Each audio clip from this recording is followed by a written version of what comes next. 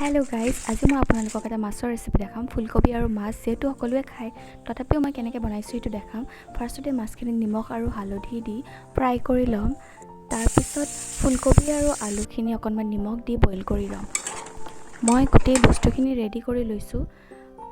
ৰৈ যোৱা তেলখিনিতে মই পিঁয়াজ, জলকীয়া, আদা, নহৰুখিনি অকণমান ৰঙচুৱা হোৱালৈকে ভাজি ল'ম। এইখিনি অকণমান ভজা খোৱাৰ পিছত বিলাহীখিনি দি দিম।